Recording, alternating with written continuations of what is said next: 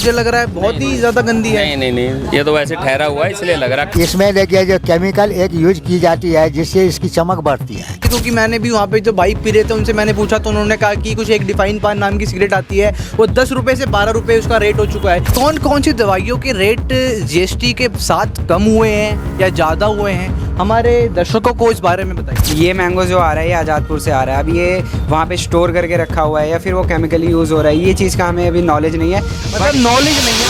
नमस्कार दोस्तों, आज हम मौजूद हैं द्वारका सेक्टर 7 के बीकानेर शॉप पे। जैसा कि आप जानते हैं कि काफ़ी बड़ा नाम है बीकानेर का, और आज हमारे साथ मौजूद हैं संदीप जी। कैसे संदीप जी आप? बढ़िया सर। संदीप जी, जैसे हम देख रहे हैं कि काफ़ी ज़्यादा भीड़ भी है जो कि आमतौर पे भी रहती है, तो कितना स्टाफ है मतलब आप लोगों के इस आउटलेट में? करीब 8-10 के आसपास है। करीबन 10 के आसपास स्टाफ है। तो जैसे आपने डिवाइड कर रखा है कि जो हमारे ये गोलगप्पे हो गए, कचौड़ी होगी, उसका सेक्शन ये है, समोसे का ये है, स्वीट्स का ये है। तो मेरा सवाल ये रहेगा आपसे, अगर हम बात करें समोसे की, जो कि अधिकतर लोग सुबह एज अ ब्रेकफास्ट भी करते हैं, शाम को स्नैक्स के रूप में भी लेते हैं, तो उसकी क्या प्रक्रिया है? मतलब किस प्रकार का आप तेल यूज़ करते हैं, कौन से ब्रांड का रहता है, और उसको किस मात्रा में यूज़ किया जाता है और कब चेंज होता है? एक बार सब हमें बताइए, हमारे ऑडियंस को बताइए।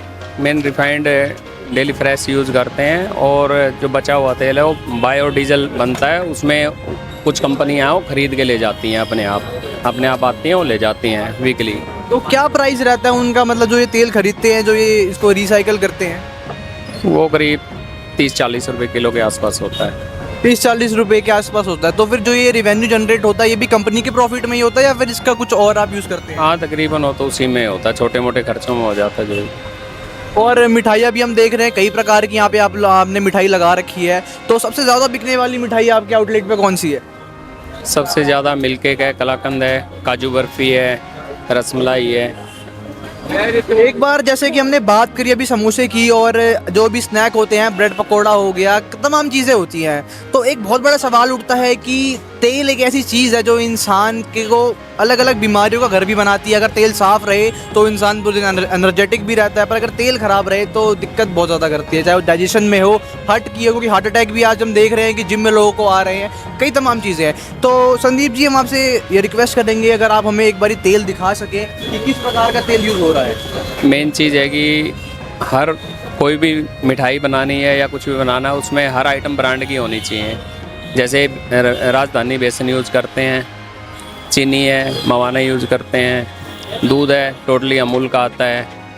तो पहले इन चीज़ों में जितनी हमारा कच्चे माल की क्वालिटी अच्छी होगी, उतनी मिठाई की क्वालिटी अच्छी होगी। तो क्या हम ये चीज़ें, ठीक है मिठाइयों की हमने बात करी, पर क्या हम तेल देख सकते हैं कि जो हम समोसे और ब्रेड पकोड़े खा रहे हैं, हमारी जो जनता खा रही है, एक बार उसकी तरफ नज़र डालते हैं कि आखिर में तेल है कैसा? अगर आप हमें दिखा सकें वहाँ पे चल के। ठीक है, आइए देखते हैं, थोड़ा तेल देखते हैं। यहाँ पे जैसे ब्रेड पकोड़ों को तला जा रहा है, देखते हैं कि तेल कैसा है। सुबह से हम ये बात भी ध्यान में रखेंगे कि सुबह से इस तेल का प्रयोग किया जा रहा है और निरंतर इसमें ब्रेड पकोड़े और समोसे को तला जा रहा है। तो तेल की क्वालिटी अगर हम देखें तो इसमें थोड़े से पार्टिकल्स हम देख सकते हैं अभी भी मौजूद हैं। इसके बाद भी तेल हम कह सकते हैं इतना ख़राब तो नहीं है जितना अगर हम गली मोहल्ले में जाएं, जो वहाँ पे लोग जो हलवाई रहते हैं जो यूज़ करते हैं, उतना ज़्यादा ख़राब तो नहीं है। पर ये भी नहीं बोलेंगे कि बहुत ही उत्तम और बहुत ही अच्छी क्वालिटी का तेल है।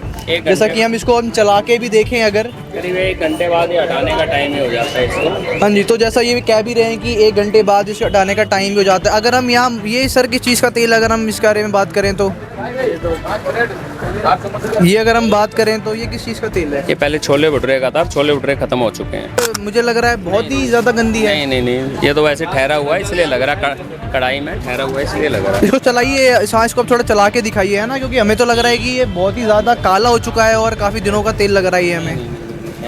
आप बात कर रहे हैं संदीप जी, ये तो मुझे लग रहा है थोड़ा यहाँ पे दिक्कत है। डेली फ्रेश है जो चल रहा है, तो ऐसा नहीं, क्योंकि ये सही में बहुत ही काला है। अगर हम दर्शकों को दिखाएं, क्योंकि वो भी अगर देखेंगे तो बोलेंगे कि अगर छोले भटूरे इनमें तले जा रहे हैं तो दिक्कत है, सच में दिक्कत है। ये देखो, या हम थोड़ा इसमें निखार देख सकते हैं, पर वही बात है, फ़र्क तो है, कढ़ाई कुछ तो है फ़र्क। होती है ना लोहे की कढ़ाई से। आप अंत में हम यही बोलेंगे कि हमने आपको तेल भी दिखा दिया, दुकान भी दिखा दी, स्टाफ के बारे में बता दिया, कहाँ से तेल आता है, कहाँ जाता है, क्या प्रक्रिया है बनाने की, हर चीज़ दिखा दी है। अब फैसला आपका है कि आपको क्या चुनना है। हम तो यही बोलेंगे कि अपनी सेहत का ध्यान रखिए और जो आपको सही लगे वो करिए। नमस्कार जी, क्या नाम है आपका? गणेश प्रसाद साहू। तो गणेश जी, आप कब से फल के व्यापार में आप काम कर रहे हैं? इस फल के व्यापार में मैं 89 से कर रहा हूँ। तो 89 से आज 2025 में हमको काफ़ी चेंज देखने को मिला है। हम सुनने में आता है कि जैसे ये केला है, इसको उगने में एक टाइम लगता है, काफ़ी टाइम लगता है, तो इसमें इंजेक्शन डालो तो जल्दी उग जाता है, ऐसा मार्केट में बोला जाता है। अगर सेब है बहुत ज़्यादा चमक रहा है तो उसके अंदर भी कुछ केमिकल यूज़ करा गया, तो ये सच है या फिर बस लोगों को पागल बनाया जा रहा है? नहीं, इसमें देखिए जो केमिकल एक यूज की जाती है जिससे इसकी चमक बढ़ती है, लेकिन इसको बढ़ाने के लिए, केले को या सेब को बढ़ाने के लिए इसमें कोई इंजेक्शन काम नहीं करता। इसमें यदि कोई साधारण सुई यदि चुभा दिया जाए तो ये 2 दिन में वहाँ से सड़ने लगेंगे। तो मतलब लोग पागल बना रहे हैं, ऐसा कुछ है नहीं, सब कुछ असली है। नहीं है, ऐसा कुछ नहीं है। कुछ लोग बोलते हैं इसमें मोम है, इसमें मोम नहीं होते। इसको पैकिंग जब होती है, पैकिंग करके जब उसको बॉक्स में डालकर जब कोल्ड स्टोर में रखे जाते हैं तो इसमें एक ग्लेजिंग बनते हैं जो सफ़ेद रंग के होते हैं। तो वो सफ़ेद रंग के ग्लेजिंग तो कुछ तो पैमाने होंगे ना, मतलब कुछ तो एक आधे ऐसे फल होंगे जो डुप्लीकेट आजकल, जैसे मैं ये नहीं कह रहा कि सिर्फ केला हो, सेब हो या फिर संतरा हो, कोई और ऐसा फल हो जो सच में लोग नकली बेच रहे हैं तो मार्केट में। जैसे आप तो व्यापार से जुड़े हो, लोगों को पता ना हो तो बता दो आप। इसमें नकली कोई भी फल नहीं होता है, सारे ये हैं प्रकृति के हैं, सारे पेड़ में लगते हैं, बनाए नहीं जाते हैं। इसमें नकली का कहीं ये नहीं होता है। तब तो उसी में कोई अच्छे होते हैं, कोई ख़राब होते हैं, कोई नॉर्मल है, कोई हाई क्वालिटी का है, इस तरह का है। ठीक है गणेश जी, धन्यवाद, बहुत अच्छा लगा आपसे बात करके, जो आपने विचार हमारे साथ साझा करा। देखते रहिए हमारा चैनल सक्रिय भारत।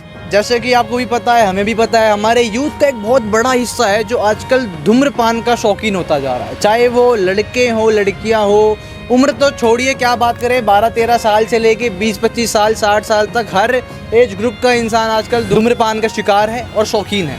तो आइए, आज हम मौजूद है वीरेंद्र स्टोर, सेक्टर 7, रामफल चौक, और इनसे पूछेंगे कि आखिर जब से ये जीएसटी के रेट बढ़े हैं, क्योंकि कुछ लोगों जो धूम्रपान करते हैं उनके लिए काफ़ी बुरी खबर आई थी कि जीएसटी के रेट बढ़ चुके हैं, स्लैब बढ़ चुका है और प्राइस बढ़ने वाले हैं। तो आइए इनसे पूछते हैं डायरेक्टली कि कैसा कुछ हुआ है, क्या कोई रेट बढ़ा है या फिर सरकार ने बस ऐसे ही लोगों को हार्ट अटैक दिया है?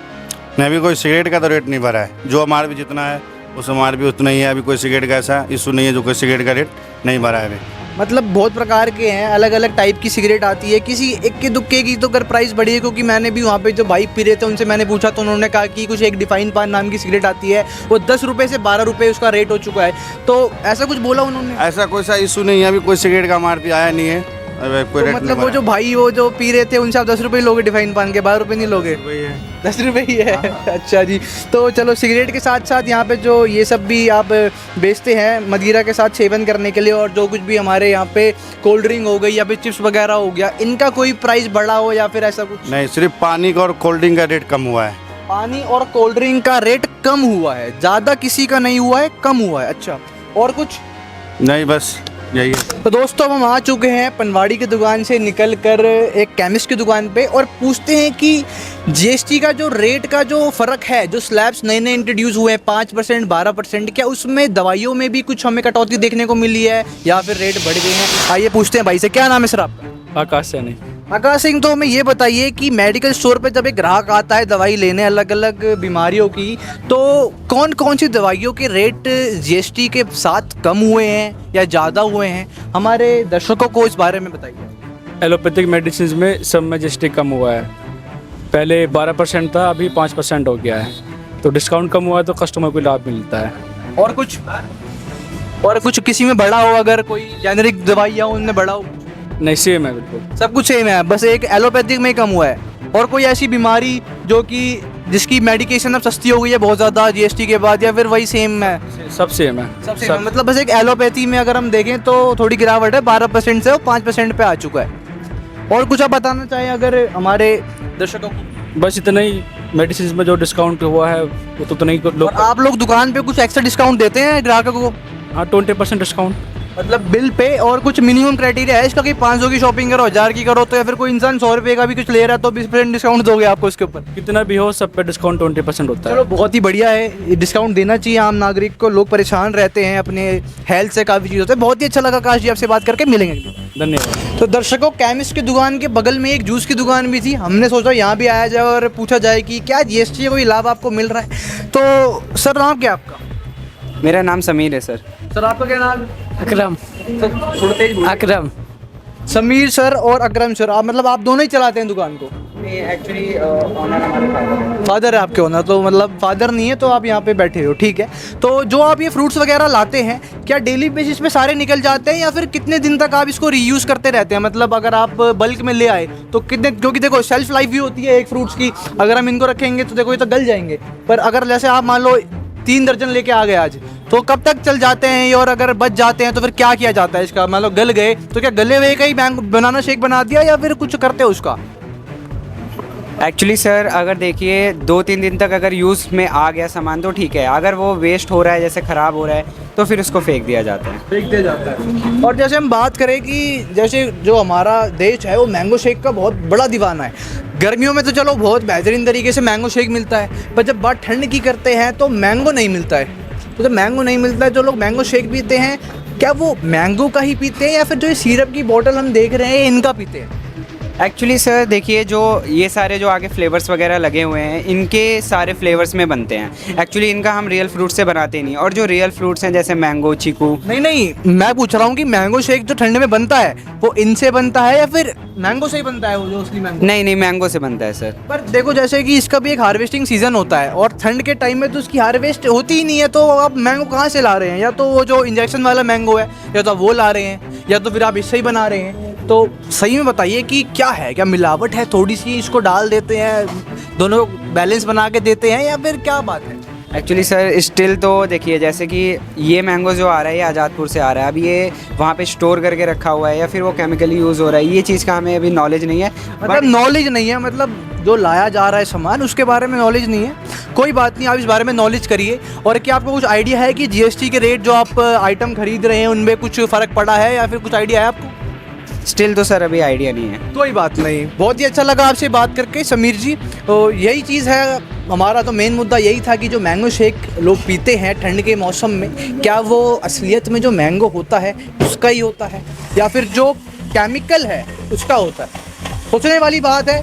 जो हमने समीर जी से बात करी उनको तो देखो आइडिया है नहीं कि ये जो केमिकल वाला है फ्रूट या कौन सा वाला है। कोई बात नहीं, बने रहिए आप, आपको जो लगता है आप कमेंट में बताइए। तो दर्शकों, हम वीडियो की एंड की तरफ आ चुके हैं। आज हमने वीडियो में कोई राजनीतिक विश्लेषण नहीं करा, किसी गंभीर मुद्दे के बारे में ऐसा बात नहीं करी। बस हम बाहर निकले और हमने अपने आस पड़ोस में देखा कि आखिर में क्या हो रहा है। शुरुआती में जब हमने करी तो हम बीकानेर वाले के पास गए, वहाँ पे हमने उनका तेल चेक करा, स्टाफ की क्या क्वालिटी है, सब कुछ देखा। फिर हम हमारे सब्जी वाले और फल वाले भाई के पास गए, केला जो हम बताया जा रहा है कि इंजेक्शन लगा के उगाते हैं, जो फल उगाते हैं, उस बारे में बात करी। फिर हम पनवाड़ी वाले भाई के पास गए कि टोबैको प्रोडक्ट्स पे जीएसटी का प्रभाव पड़ा कि नहीं पड़ा। फिर हम केमिस्ट पे गए, वहाँ हमने बात करी, उन्होंने बताया भी कि कैसे एलोपैथी मेडिसिन पे जीएसटी कम हुई है। और फिर हम आखिर में फल वाले के पास गए और एक बहुत बड़ा जो क्वेश्चन तो मैं नहीं बोलूँगा, लोगों को गलतफहमी होती है कि ठंड में जो मैंगो शेक पी रहे हैं वो मैंगो का बनता है, क्योंकि मैंगो का हार्वेस्ट उस टाइम है नहीं।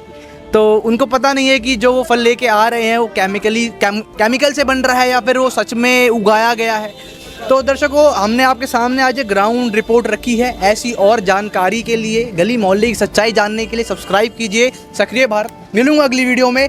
जय हिंद, वंदे मातरम।